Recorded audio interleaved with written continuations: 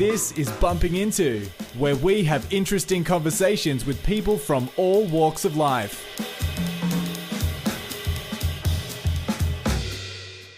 Hi everybody, welcome to the show. My name is Francis Populin and my guest today is Frank Lotito.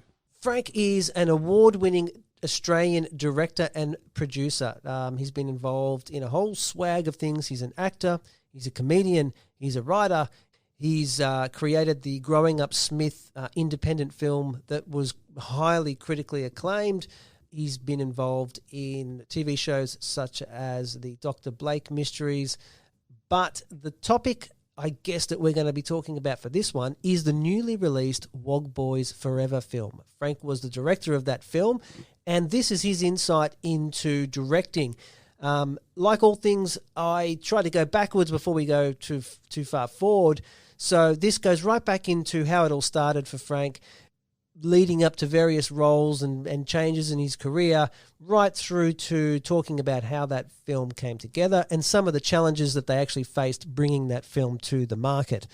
But then we're going to nail and drill right into the very fine detail of directing and also how a writer or a creator gets their vision across to a director, and then how much influence or what steps that director has to take in order to change and mold essentially what we see on the screen as the end product.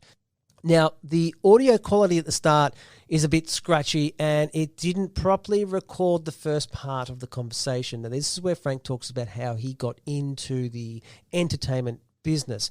So to summarize the bits that were missed, basically, he was working at a restaurant and got discovered for his talent, his natural gift of acting and performing, and that sort of flowed on from being asked to do certain roles. That's the bit that I think got cut off. Now, we had a terrible internet connection and we kept losing connection and it got glitchy and slowed down.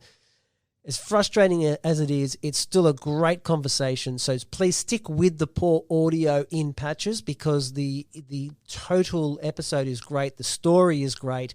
Enjoy the show. I'll catch you on the other side. He said to me, look, I'm doing a theatre show and I'd love for you to audition for one of the roles.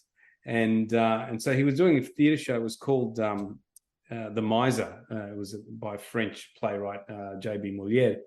And it was a 16th century play. And of course, I'd never done plays before. But I auditioned for it and I got the role of the son of the miser. Can't remember his name now. But so...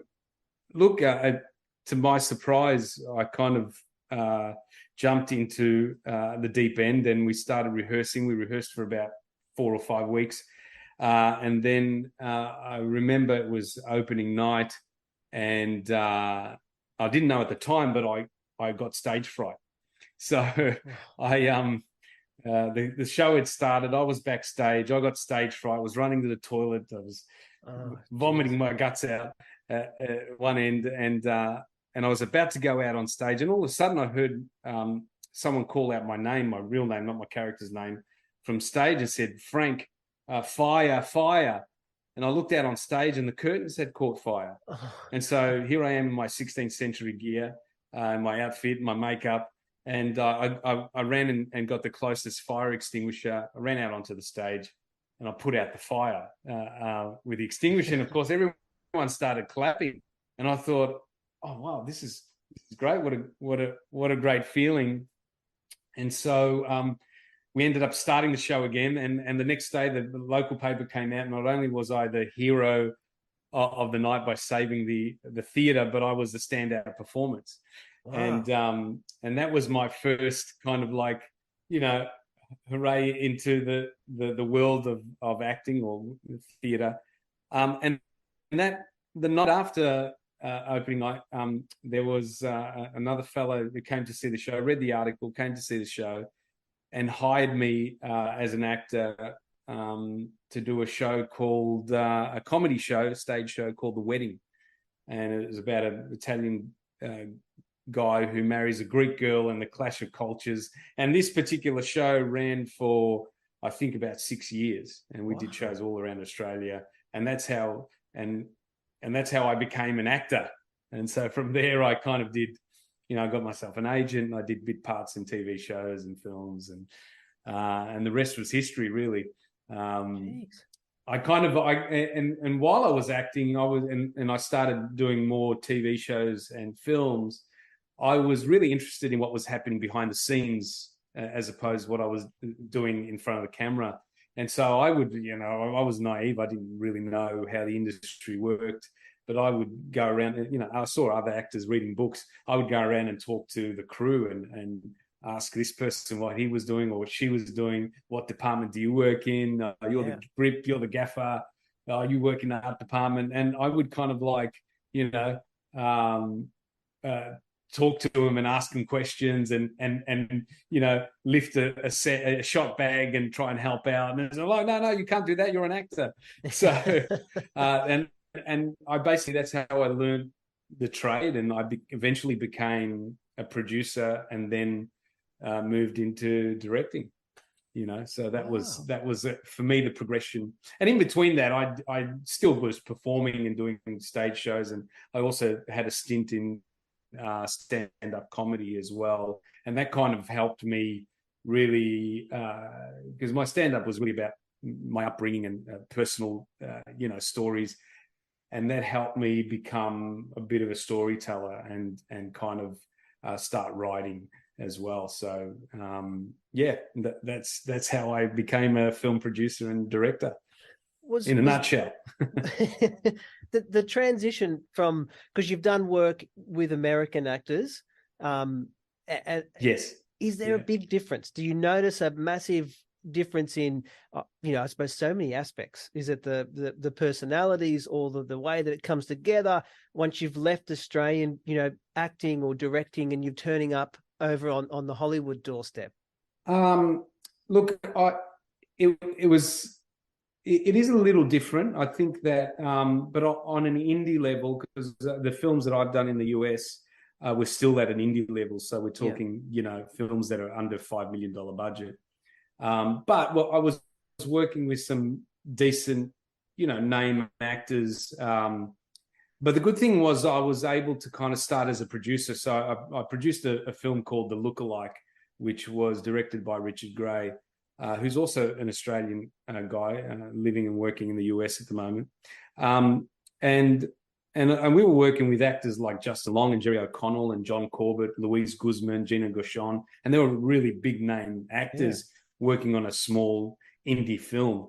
And I was able to kind of observe as a producer, kind of sit back and kind of look at how things were, And as Australians, we're so used to doing everything ourselves, So I was kind of like, although I was the producer, I was also the location manager and the location scout and the runner and the driver, and I was doing everything. So I really got to kind of know how things were. And we shot in New Orleans as well. So, but what was nice about working with those kind of actors is that they knew, even though they'd worked for bigger budget films and studio films, that they knew how hard we were working and they were very accommodating. And so even though they didn't have trailers or, we didn't have, their own drivers, or they stayed in accommodation, which wasn't, 5-star hotels, they were really happy to just do the work. And I realized that, that there isn't much of a difference between at that level between how we work as Australians making films and Americans. I think, talent, even though some of them were used to kind of being pampered or, with their own trailer and this and that, I think they were really happy to just work, and actors are actors, and even crew, they really banded together and just got the job done. And so I think I really haven't experienced the filmmaking on a bigger level, on a studio level. So I really can't, to me, there wasn't much difference, to be honest, because we were kind of working at that level. So, yeah. With those actors, and this is just what I would think could happen, is when they come into that indie space, does that give them a lot more scope to really experiment and put their heart and soul with their own brand on it as such, because they're not governed by the studio mentality where it's got to be this and it's got to be this timeline and this is what's expected. Does it give them that more creative freedom in that space? Yeah, that's an interesting question, Francis. I really think it does because, when I shot Growing Up Smith, and I produced and was one of the producers, but I also directed the film. I worked closely with Jason Lee, who played Butch, one of the characters in the film. And, he's used to working on big films. You probably know him, and TV shows. You probably know him from My Name is Earl, and he's in Almost Famous. He did the Chipmunks franchise. So he was, kind of used to working on, but it was really nice kind of collaborate. It was more like a collaboration. I think one of the nicest things he said to me at the end was, Frank, it was really nice working with you because you really know actors. And so I felt like I was able to kind of communicate with him and work together. And, for example, talking about his character early on when we first met, giving the character nuances and character traits that kind of build layers, mutual kind of thing about motorcycles. He liked old school motorcycles, and I thought, wouldn't it be nice if his character was, because it would be nice if he was kind of like restoring old motorcycles, and he rode this, kind of old Indian motorcycle that really liked that, and we kind of built on that, and really became a thread in the movie where it connected his character and the character of Smith, the little kid, where he wanted to be like Butch, and he had a motorcycle, and the kid had this little bike that he wanted it, to kind of stand out like the motorcycle. So it became a little thread that had a really nice package at the end of, and it pulled it all together at the end of the film. So, if I didn't have that connection with the actors, and they didn't have the freedom to kind of collaborate and give their sort of input, then maybe we wouldn't have had those little nuances and layers within the film. So I think you're right. To answer your question, I think it was nice for them, and even in some of the other films, a lot of the actors were really happy to contribute that way and say, well, what about this and what about that? Can we try it like this? And there is a bit, I think, in the studio system, without knowing, I'm guessing that there is not that much freedom where they have to kind of like, well, this is how we want it. You're a superhero. This is how you're going to do it. Yeah. So, one production. That's my experience anyway. Because you were involved in an episode of the Dr. Blake mysteries. Yes, yeah. And that show to me is it's such a shame it's gone, because it was such a high quality standard across the board. I thought, from the writing, from the way it was filmed, from the attention to detail, to everything about that, for me, really set a very high standard. And would you agree that show did step up a run? Oh, absolutely. I'm glad you mentioned that, because I'm really good friends with George Adams, who was the creator and main writer of that show. And he's a brilliant man. And I was really impressed when I stepped on set and saw what was going on, and not just the quality of the production and the writing and the characters, but also the energy on set, which in turn I decided to employ or work with Craig Barden, the cinematographer, and his team that shot the Dr. Blake murder mystery. So so I was, it's funny you should say that, because I was so impressed with the way that show was put together that when it came to kind of picking a DP photography, I looked at at Craig, and I thought, oh, he'd be, and he does. He brings such professionalism and real kind of I guess the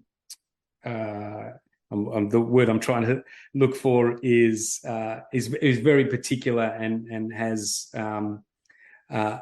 a great sense of look and feel and giving the director what they want, you know, and so and bringing a great team with him as well that really are in sync and work well together. I mean, we shot. And sorry, this was on Wog Boys Forever, which was recently released. Yep. And we shot that in, I think, 22 days. So it was a very quick shoot. Wow. It was an ensemble piece, as you know, lots of locations. Yeah. But those guys, with Craig as their leader, were able to really pull it together, and they did an amazing job. And that was all because of Dr. Blake. So wow, that's interesting. It's one of my favorite shows. Yeah, underrated, very underrated. So that's a good lead in too, because and George, you know, it's funny because sorry, I was just going to say, and George, we were friends prior to working together, but after working together, we've kind of collaborated and trying to get other things off the ground together. I think George Adams is one of the best sort of writers and producers of our generation. Wow. And so we continue to kind of try and find something that we can collaborate on and work together. We haven't, but we hopefully will very soon. Yeah, I hope so. I definitely, because you can definitely tell when there's a synergy and there's people that work the same, think the same, strive for the same, and it just it gets a different feel to it, and sometimes that only comes maybe when there's a bit of that grassroots struggle, independent space, you know, where that can shine. Absolutely. Absolutely. And, you know, as you know, it's quite difficult to get things off the ground these days. Oh, I can imagine. Yeah. Well, I was going to quiz you on that. It's a collaborative process. Yeah. So I wanted to go into, I suppose, the nuts and bolts of directing, and using as Wog Boy 3 as an example. Sure. Because obviously it's you know, it's a fresh release and it's a great movie. So pull me up if I'm wrong. So Nick wrote the film. So you would say that he wrote, basically created it and wrote it, and then he went to you, asked you to be the director. So what impact or I suppose how much as a director can you change from what he's presented to you as such? Like, is it, I've always wondered when someone is a writer or a creator, how do they, you know, is it just a script that gets their vision across to you as the first instance? Because that's one thing. It's going to be very hard for what's in his head, the feel, the look, to get that across. But then once he's done that, how much do you turn around and say, okay, well, we need to change this, pull that, swap that? Yeah. Oh, look, I think Nick and I had talked about the film early on, and even before Nick had written the script, he pitched the idea, and I thought it was really good, and I thought it was kind of a nice way to kind of I guess finish off the Wog Boy trilogy, you know.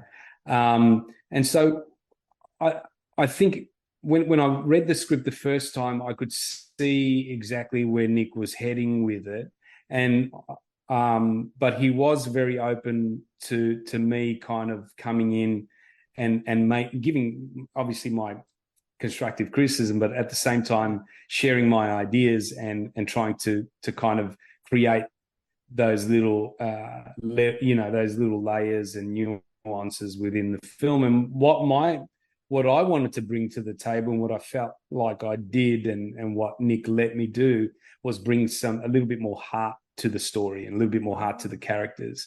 And so, and I think in particular Nick's character, because I feel like he's he's like the funny guy in 1 and 2, and he's funny in this, but I think because he's playing that kind of down and out character.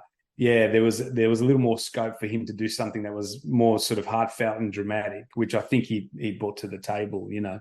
Yeah. But at the same time, you know, we didn't agree on everything, but at the same time, I was gun for hire, and Nick really knew his material. Nick knows his audience, and so I really kind of had to take that on board and go, okay, well, Nick knows that, you know, he's done enough shows and it's worked in other movies, how to pitch this, and so it was really me bringing, as a director, bringing his vision that was on paper and as a producer to life, and just and giving it something that would feel like it was cinematic.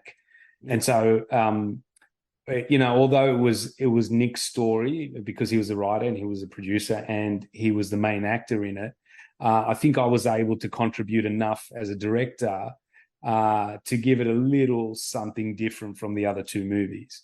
In particular, you know, I feel like a couple of things I wanted to do was, you know, obviously add some heart and some drama to the series. Yep. To the third installment, but at the same time, I wanted to not feel like, and I hate to say it, but distinctly like an Australian film. So I wanted to make it feel like more international. Yep. And I think what he let me do was, because I feel like the locations were you know, characters in themselves. I know it sounds cliche, but I feel like Melbourne hasn't really been showcased the way I see it, or the way we see it living here. And I think I was able to do that, bring, you know, kind of a feel and look into Melbourne. That includes the suburbs, you know, the northern suburbs where a lot of it was shot. Yep. And the cityscape, and you know, so I feel like that's that's kind of got my broad strokes as a director. That's a little different from the Wog Boy 1 and 2. If you agree, I don't know. But. No, I do, and it's funny. So to go over a few things you said is, one, I went and saw it with a friend of mine, and who said when it was finished, he said to me, he goes, "Oh, geez, that makes you want to go, you know, go and visit Melbourne, looking at all those scenes." And so you've hit the nail on the head there, because that had that impact to him purely based on all of the you know, the filming locations. Great. Yeah. So, and the other thing, I mean, for me, I grew up in Melbourne as a kid, and I had Italian grandparents. So seeing some of those houses, it was just like a flashback to 1986. It was, you know, incredible. Yeah. So you captured it so well, so many fine details that I think a lot of the audience would appreciate, and obviously some it would just go straight over the tops of their heads. But to those that care, would have really noticed those intricate details that really stood out. Yeah. But the other thing, and it's sorry, go ahead.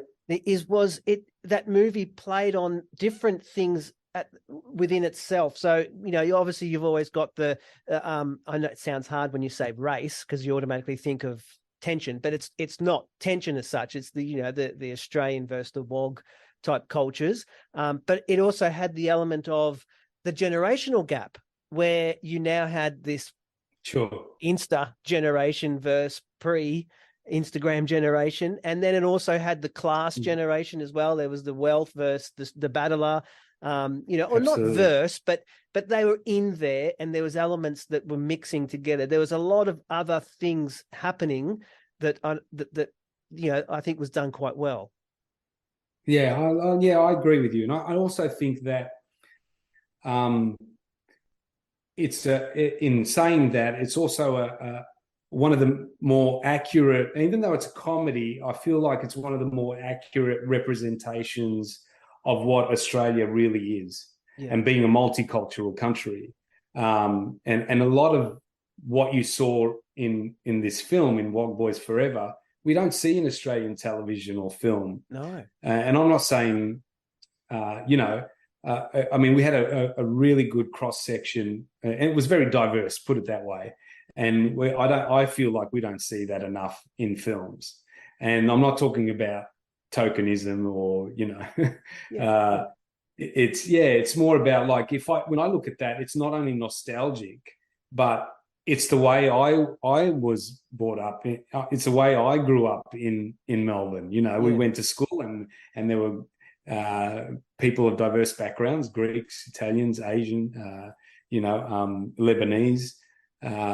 So it was normal for us. And I think what the audiences really love about that film is that they see themselves up there. Yeah. They see themselves on screen, which they normally don't do on television. I think it's getting better, and I think there is representation in television, more so, you know, if you look at it with a microscope, reality TV does a better job at representation than, you know, drama or scripted television or film. Yeah. We see a lot more kind of that diverse background in, you know, in MasterChef or, you know, The Block or things like that. I feel we still don't see enough of it in scripted television or drama, unless, you know, I still feel like there's some stereotypes in there, but I guess I'm kind of going on a different tangent, but you understand what I'm saying. I understand, exactly feel like, what you mean. Yeah. And it's interesting. That same friend that I went with, he said to me, he said, "Oh, you know, watching that, they could have turned it into a TV series, because being that Steve was the taxi driver, there's so many opportunities then to roll into you know, a bunch of stories that could flow on so effortlessly, which is onto your point, is there isn't very much Australian-based TV anymore. You know, if you go back, even, you know, the ABC in itself, like, you know, we was, I suppose, a bit spoiled probably 10 years ago when, like, Wayne Hope had a lot of TV shows you know, on the ABC. And there was that sort of comedy, which I really enjoy watching that, because it's easy and you can relate to it. You don't have to take it too serious, and you feel good watching it. And it's gone. It's very Australian. We can relate to it.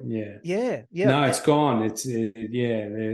I feel like everyone's taking themselves a little bit too serious. 100%. Yeah, 100%. I mean, and that brings me to another question I had is we've always, be it Australian music, be it Australian, we can say Australian arts as a whole, we have always seen ourselves as, I suppose, second best. And so that obviously presents a lot of challenges. I mean, we've got 25 million people now. You think that we would be able to have, we don't have a Tonight Show.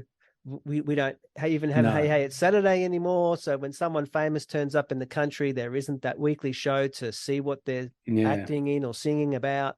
So the challenges then, in terms of what you see for TV and for movie in Australia, you know, is it the hardest it's ever been? Look, I think so. I think that, you know, we say that we feel like it's getting better, but I feel like there's, I always say, like, I work with various actors, and there's a bunch of really good actors, comedic actors as well, like, you know, Steve Bastoni, Steve Mazakis, Damien Walsh-Howling, you know, all these kind of actors, Nick Varnell, and some of them that people haven't heard of, but they're all really good actors that don't have, or comedic actors that don't have a platform to really kind of show their stuff, you know, as performers, like the Americans do, for example, or the Europeans. You know, we don't have those sitcoms. We don't have those comedy sort of shows like Curb Your Enthusiasm, or sketch comedy doesn't exist anymore. Tonight shows don't exist anymore. Gone are the days of Don Lane, or Steve Vizard, or even the most recent one I think might have been Rove, and even that had some sketches and a live band and guests and stuff like that. So yeah, you're right. I think in that respect, it's not getting any better, and it doesn't seem to be the populace right now. It doesn't seem to be something that the industry is concentrating on or want to even pursue,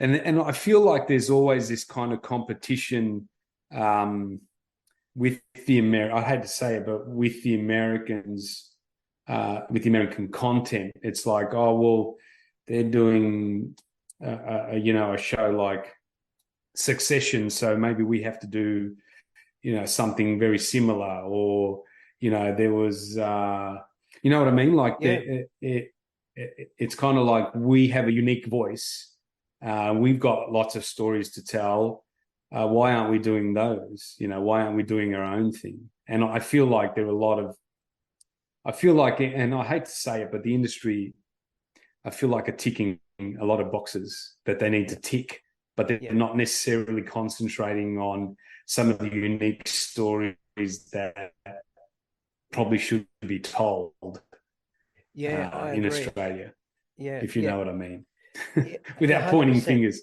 So I agree with you. Yeah, I feel like there's not enough of it, and even if you look at the list of films that came out this year, I think recently I saw a list of actor-nominated films, the Actors Awards, the nominated films. There are about 17 nominated films. We weren't nominated, but most of those were dramas. Most of those were kind of dark films. Elvis was the biggest grossing film on that list, and no other film on that list made more than, I think it was $1.5 million at the box office. Wow. And Wog Boy, I think we've made close to 3 million. We're the only Australian film that's made money at the box office behind Elvis. And I don't know if you can consider Elvis an Australian film, even though it was directed by an Australian and shot in Australia with Australian actors, some Australian actors. So if you kind of took Elvis out of the picture, then Wog Boys Forever is the biggest grossing Australian film of the year. Like, it's great for our film, but not so great for the industry when you know that the rest of the films have not made money. So our industry, I feel, isn't going so great. Sure, some of those films have gone to streaming, and maybe they had really good budgets and all that sort of stuff. But I feel like we're still not doing enough. No, I agree. And I'm guessing funding is going to be the biggest limiting factor. And tell me if I'm wrong. Don't get me started, Francis. Don't get me started. So, because I read that Nick struggled to get originally any funding to do this movie. So obviously, I don't know, is it Screen Australia? Is that who you can apply for a grant, I'm guessing? And apparently they got knocked back for some reason. Look, yes. We didn't get, apart from the Prince offset, we didn't get the support we were looking for from Screen Australia or Film Victoria, which is Vic Screen at the moment now. We don't know what the reason is. We can't assume we know what the reason is that we didn't get that backing. But and then you look at it's disappointing because you look at the history of Wog Boy, and it's commercially, it's one of the most successful franchises in Australian history. And maybe, Crocodile Dundee, if that's an Australian film, is probably one of the biggest that's come out of Australia. But the Wog Boy franchise is a commercial success if you look at the numbers, right? And just based on that, regardless of whether they like the script or the people involved or the story we're telling, I think I think it obviously has a huge audience and a loyal audience. And not to get behind something like that and help get behind a successful project that could potentially do well in the industry is beyond, I don't know. I can't give you any rhyme or reason why they would say no to that. And I just feel like it comes down to, again, we're not ticking the right boxes for them. Yeah. We kind of see it in the industry, being part of the industry. I kind of see it the other way, going, okay, sure, there's room for everything. And if you want to make your art house film, that's fine. If you want to make your dark film or horror film or a film that kind of touches on a subject that's important, but at the same time, there's got to be a balance. And I feel like there's not many comedies out there. No. We're really the only comedy I can't think of, unless you can think of another comedy that came out. I haven't even last year. I wouldn't even be able to tell you what was a comedy that came out. Yeah, like I kind of feel like it's disappointing. Why wouldn't you get behind something like this that obviously has a very loyal audience? And Screen Australia is funded by the people. It's taxpayers' money, right? Yeah. That's what I feel that, if it's a government-run initiative, it's a government-run company, then it's the taxpayers' money. So, yeah, sure, they helped with the producer's offset, but it really was difficult to raise the money that we needed to make the film. I've got to tell you, I can't probably tell you what the actual budget was, but I can tell you it was less than $3 million. And a lot of the films that were funded by Screen Australia and were made this year had much bigger budgets. And we're talking $8, $10, $12 million, and none of them made money. But we're making a film at a much smaller scale. Yeah. That kind of looks, you've seen the film on screen. Yep. It looks like a $10 million film. Oh, 100%. You probably couldn't tell the difference. No, not at all. So we made it work. Yeah. And I give credit where credit's due. Nick was determined to make this film with or without their help. And he did it. He was able to raise, it wasn't enough money. It never is enough money, but he was able to raise enough money in private equity to make the film. And he put his money where his mouth is too. He kind of put some money into the project. And also as people who worked on the film crew also took a hit. We took a hit on our fees. And I know we did deals with post houses like Backlot Studios, who were nice enough to take a hit as well, and we were able to kind of pull in favors to make the film. But it's not necessarily how we want to do it.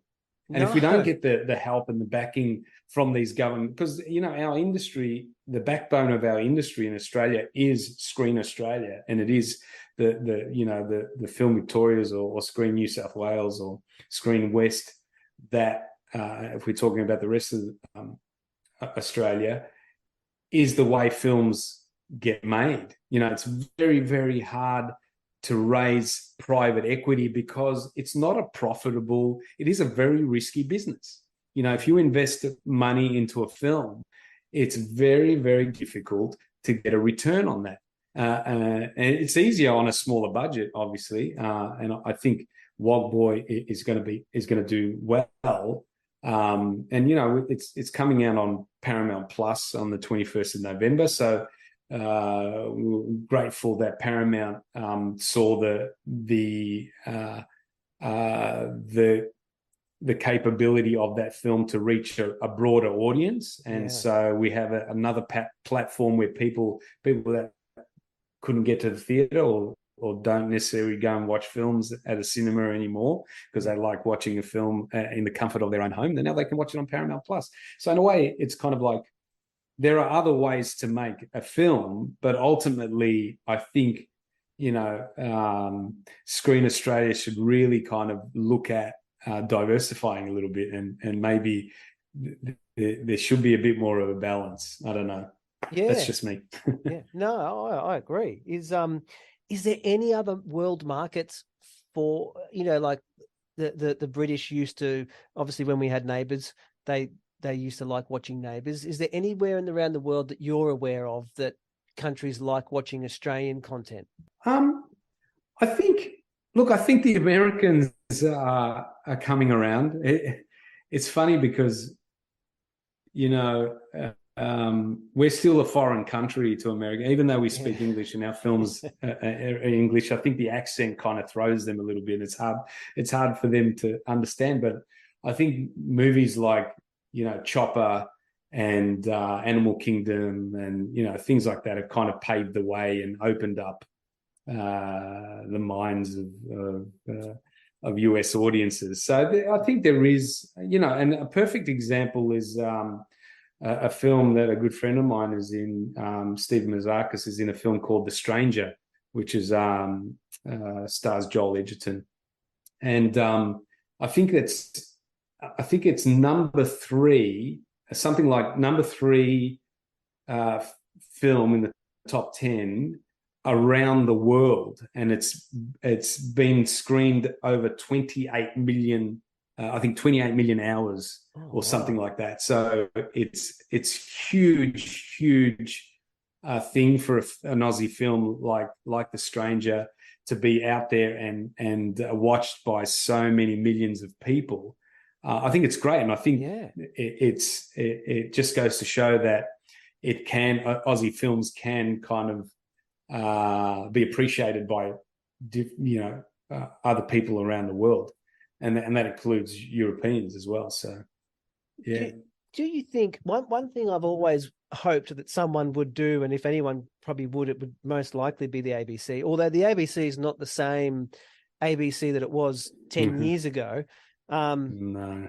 But you've got all this content. I often think of it from a perspective of, like, so yourself, you're a creator, even a musician creates something, releases it, and it spikes, and then it's off there and it's out there forever. But with all, like, even if you go back all through Australian movies that have been made and Australian TV shows, and even if you went to shows not that far back, let's say Upper Middle Bogan, or if you wanted to go further back to All Together Now, and even further back to some of the 70s cop shows, some of the ABC movies that were made. I mean, ABC years ago made some really great movies.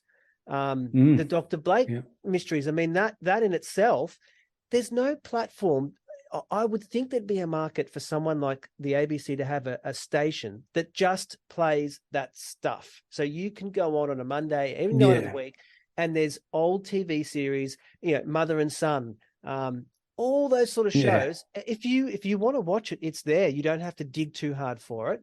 And even if you had to have ads on it, so it paid its existence in terms of broadcasting costs, but surely there would be a market, and as a creator yourself, you would feel better knowing that once a year the Wog Boy movie is going to be played, and it will reach someone who didn't see it. It's interesting. Yeah, it's interesting.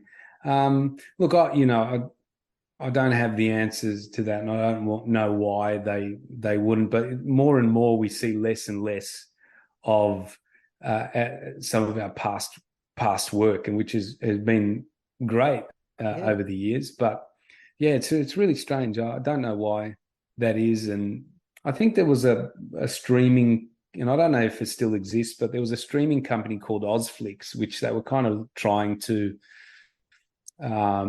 be a streamer where they would just play Aussie films and TV shows. But I don't know if they had. I don't know if they had the financial backing to kind of take it all the way. So I don't know what's happened to them. But, they were kind of trying to do that, I think. That's great. At some stage. It would be great if they did, even if they jumped on the back with someone else, partnered with Netflix as a as an icon on their platform, just some sort of collab, something, just to keep that content alive and people continually able to discover it by chance because it's on, not have to go hunting. Yeah, that's right. Yeah, absolutely. And maybe one day. Well, let's hope, because I mean, there's a lot of good stuff out there that just gets forgotten over time, and it really shouldn't. Yeah. Some of it doesn't age well, but if you're looking for a product of the No. time, then you just appreciate it for what it was. Yeah, absolutely. And I think, don't get me started on cancel culture and wanting to change the past and things that were, I get that some things are not appropriate now, but back then it's what it was. Trying to cancel Faulty Towers because of whatever is just ridiculous to me. It was what it was. It was a very popular and well-loved show, and I think you can teach your children that was the times. Yes, we were allowed to say that back then. We can't say it now. Yeah, but that's what we were allowed to do back then. It was, we were joking. Yes, there are certain things that we shouldn't continue doing, but we're also, I think, taking ourselves a little bit too serious and forgetting that it's okay to laugh. It's okay to laugh at ourselves. It's okay to laugh at the things we do as men, as women, as children, as different genders or whatever. I think it's okay to just laugh at ourselves. Like we do that.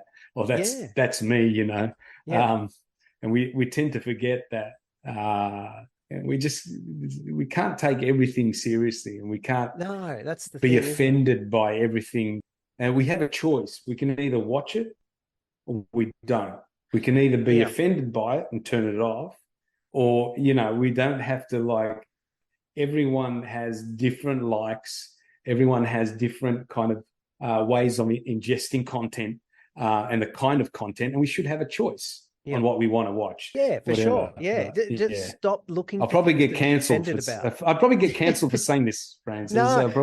Look, people they're looking for things to be offended about. I think if Benny Hill was still alive, he'd be the devil. I mean, he'd be the devil. They'd kill him. Funny space we live in. And is there anything at the moment that you're working on that you can talk about, or is it all hush hush? Yeah, look, I'll be honest with you. It's always a struggle to get that next project off the ground. Yeah, and I'm lucky enough to kind of do a lot of different things in between projects. At the moment, I'm shooting cooking shows with a wonderful company called H Squared, and they produce a bunch of cooking shows for Channel 10 and SBS and Fox, Foxtel. And I'm having a great time shooting cooking shows at the moment. But we're developing, and I've recently adapted a book into a screenplay called The Dons, which we're hoping to get off the ground next year. And I've been working on that for the last 1.5 to 2 years, and we've finally got our final approved draft. So hopefully we go into it's production ready, and we're going to casting very soon. And that it's based on a wonderful little book that was written about 20 years ago by Archie Fuzilo, who's and it's about a young kid, 16-year-old kid, who shares a father, and or he's Italian, set in the 80s, early 90s. Forming film that kind of touches on how we deal with dementia and aging, getting old, and the sort of different generations, that generation gap. So I think it's a really, really beautiful film that I'm looking forward to putting on the big screen or small screen. We don't know these days. There are a couple of other films I'm working on. a nice little romantic comedy called Pontiac Diary, written by one of the guys who wrote Growing Up Smith, Greg Houghton, and another film called The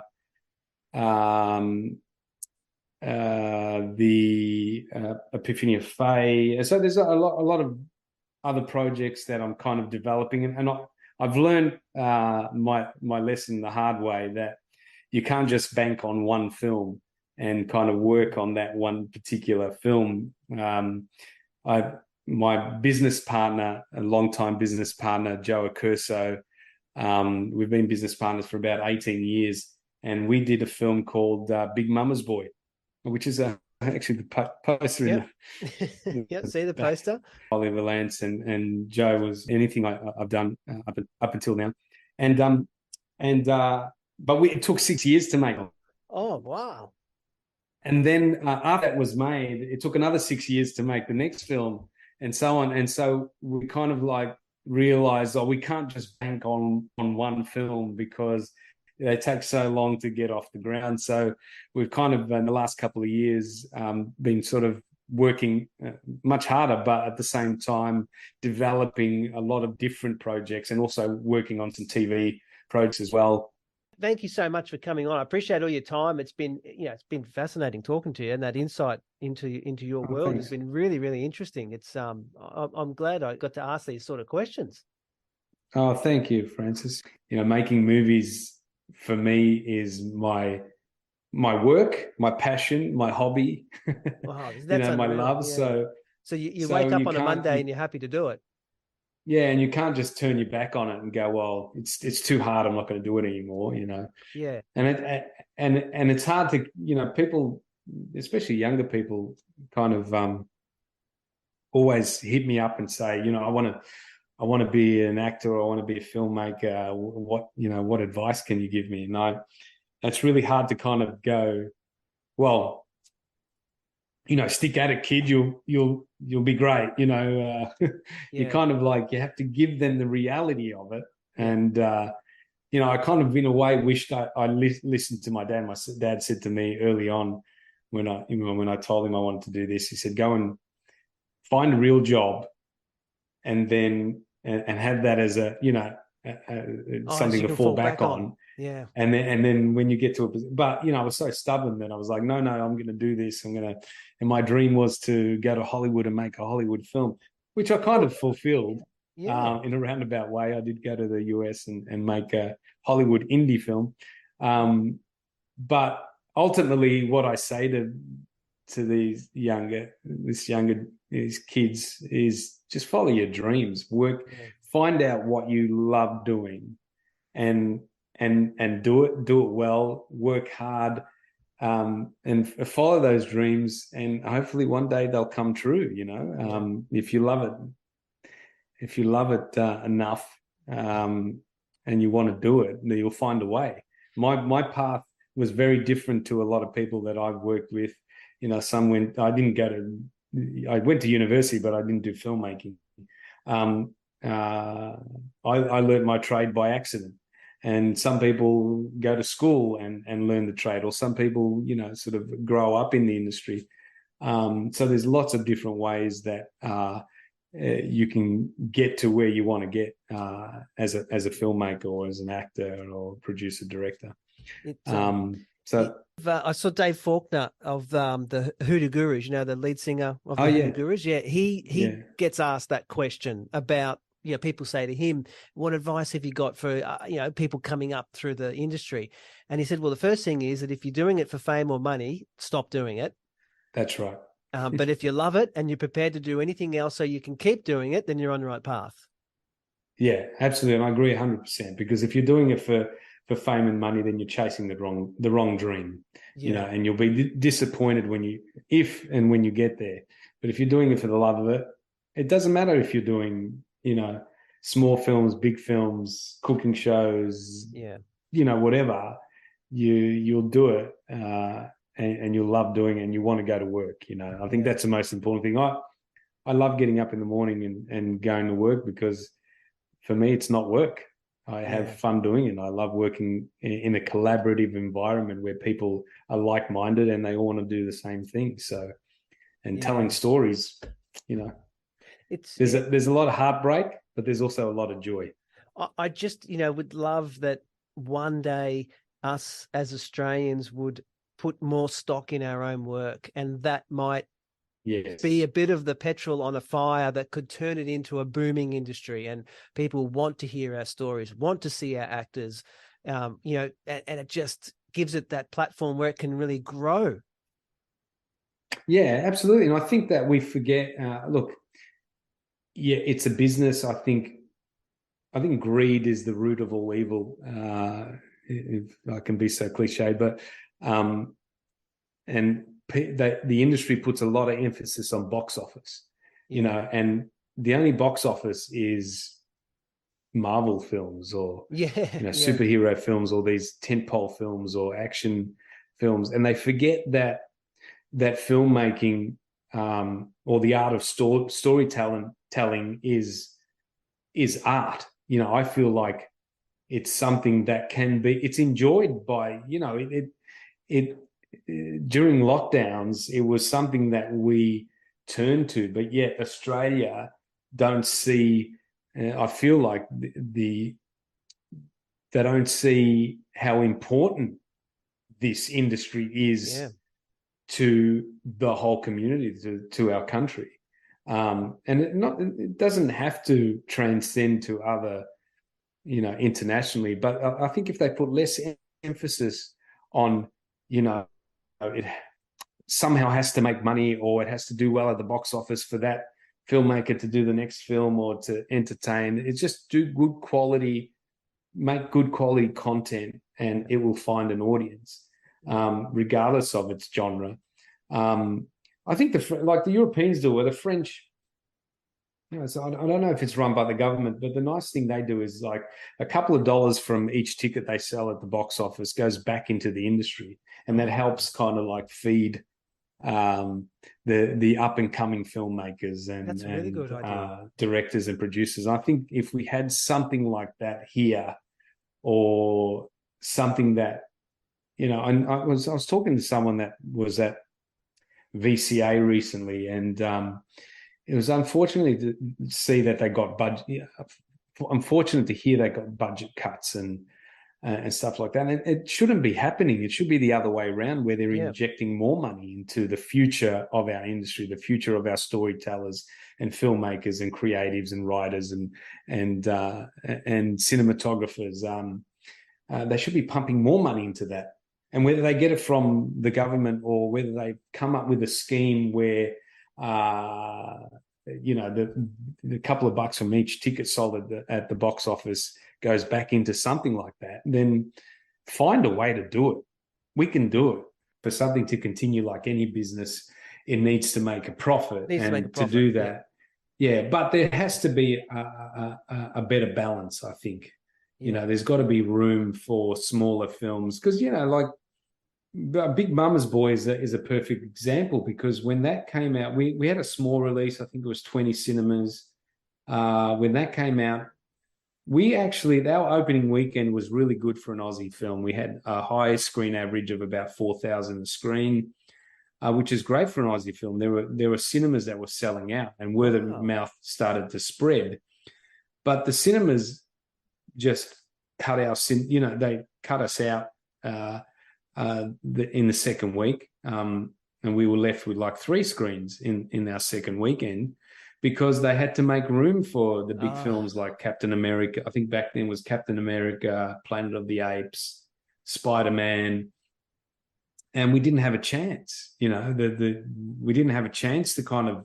I think there are a lot of other films. I know a lot of other filmmakers who have had similar experiences where they just can't find that platform for their work to be screened on. It's very, very difficult. And I think that's got to change somehow. I don't know how, but it does have to change. And what would be an interesting take, and this just could be the way I see it, is shows, obviously when a TV show launches, you would assume it's got longevity in mind, but if you look at what I think Gavin and Stacey did, is they made it to tell a story, and it wasn't made with, well, we want to keep going and going and going and going. We've got a story to tell in this amount of episodes. People fall in love with it, and then we move on to the next thing. And everyone's got the next thing happening, and everyone's looking for the next really great project because that achieved its task. It didn't have to be everything to everyone all the time for as long as it could. And that's probably a different way too, is to look at making stuff, just to get that story across, if it's 22 episodes or 15, whatever it may be, and then move on. That's right. Absolutely. And I think there's enough of those out there, enough great ideas that we just have to somehow get them a platform. Yeah. That they can. Australian arts it's something that needs support. So if ever there was a surplus of money I had to throw around, it'd be the first place I'd be doing it. Oh, thank you so much. It's obvious that you're really passionate about the film and television industry. You're very knowledgeable about, especially about some of those older shows. It's great. Yeah. I like watching a lot of older stuff. It was easy. You know what I mean? It was, and I think a lot of it too. Like if you compare shows like Columbo, the performance, it's in the story. It didn't require action. It didn't require violence or even pretty girls.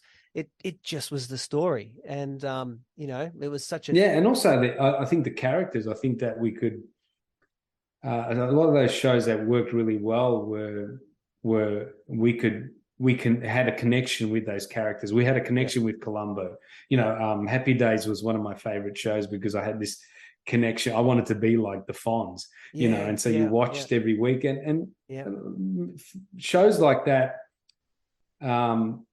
especially shows like Columbo or some of those older detective shows. It was a very similar story. Every episode started with a murder, and it was Columbo's job to solve that, and then he would solve it at the end. So there weren't any surprises, but ultimately you went on that journey with that character because you could, there was a connection with that particular character. And I thought they made it harder for themselves because you saw what happened and you were trying to think, how is he going to figure this out? I already know who did it. And it was just that piecing together. It was very, very cleverly done. And obviously that had a great run, and there's just no shows like that, and there's no heroes. There's no TV heroes. We have action heroes, but there's no TV heroes. Yeah, Walker, Texas Ranger. Yeah, who was it? He's MacGyver. Yeah. Well, look, all of the A-Team, Knight Rider, Dukes of Hazzard. Knight Rider. They were all just they were characters. They were personality and characters, and you could gel to them and look up to them. And I don't know these days. I mean, what kids look up to? What is their roadmap when they're the Kardashians? The Kardashians, and that's the wrong roadmap. We're off course. We're in the bushes. Absolutely, I agree. I have a teenage daughter, and I don't know if it does. I think it does more harm than good, to be honest. So what you're saying, Francis, is let's bring back the old days, right? I would love to. I think one of my favorite shows is Knight Rider, and I think if they were going to bring it back, they've tried, and they're trying too hard to make it something it never was, and they're trying to make it what it is now. If they're going to do it, you either go back and revisit the same stories in today's world, or you go back and set it in 1980 as a continuation. Don't try and reinvent the wheel, just refine it. Yeah, I agree. And I think a lot of that stuff was very tongue-in-cheek. It's funny, it reminds me of a story. So I had an executive at Warner Brothers saw Growing Up Smith on a plane a few years back, and really loved it. And so he wanted to meet me. So and I was in Australia at the time, and I said to my managers at the time, look, I'm happy to get on a call or on Skype. Was back then, Zoom wasn't invented yet. And he's like, and my manager was like, no, he wants to meet you in person. So I ended up flying to back to LA, and this was just before COVID, and had a meeting with him, and he was very nice. And he's like, what kind of movies do you want to make? And I said, look, I'm a bit old school, and I really want to sort of make feel good movies. And he said, well, if I had to give you something, I can't remember the exact wording, but that Warner Brothers was doing, what would you do? And I said, Superman. Yeah. He said, really? And I said, yeah. And he goes, what would you do different? I said, I'd go back to the original. Yeah. I said, because it wasn't taking itself so seriously. 100%. You know? Yeah. It was tongue in cheek. It knew what it was. You know, it was entertaining. I think first two were unreal. They were great movies. The original Superman 1 and 2 with Christopher Reeve. I mean, one of my favorite films, because it wasn't really about the strength and the power of the superhuman character. It was really the Clark Kent and who he was and the struggles he had with falling in love and all the other aspects. And it was kind of like, you know, I think they forget it's not just about the action and the big, you know, like all these superhero films, they all feel and look the same. The world's coming to an end. There's big explosions and now they need 10 superheroes to band together to try and save the world. It's not just one superhero, and they forget that that's not the story. That's not what we love to watch. It's about the characters and their journey and who they want to be and how we see ourselves within that character. Yeah, 100%. And so that was, you know, and it all boils back to, I think I agree with you. It's bring back the old days. I feel like there's a lot more merit in not retelling those stories, but looking at those stories and tell it in a you know a more sort of current way. But in essence, that's what they got right back then, which I think we're getting wrong these days. Yeah, I agree. And on the Warner Brothers level, I think if they were to do one thing, I reckon you could get creative with, you'd ruffle a few feathers, is doing another Dirty Harry. And even if you used Clint Eastwood's son, I mean, put his son in the role. That's a great idea. And I was reading a thing where when one of them was released, I think it was Magnum Force, apparently there was uproar saying, oh, it's too brutish and it's too sexist. And that was back in 1974 or 75. Yeah, they were right. saying Wow. that. So, brace yourself for a bit of a storm. But at the end of the day, I think there's an opportunity to be quite creative there with the way it was filmed, and especially when you watch Dirty Harry now, the way it was filmed and the way they, like you were saying about using Melbourne, the way they use San Francisco and the scenery and the staircases up to the rooftops and all that sort of stuff. I just think there's an avenue to create a movie with old world charm in a modern context as well. Yeah, absolutely. So bring it back. Again, if the lotto comes through, we'll be busy for years. We're between you and me, yeah, absolutely. No, thanks so much, Frank. I really appreciate your time. It's been a great conversation. I really appreciate it. I mean, even from my point of view, pleasure, I've got hardly anything to edit out of them. Some of them become nightmares, and you spend 2 weeks clipping and copying. But this is exactly the conversation I dream of having.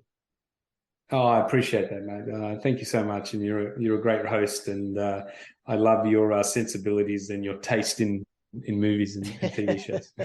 Thank you, Frank. Take care. Cheers. Okay, bye. Thanks very much for sticking through. Sorry that the audio quality wasn't great.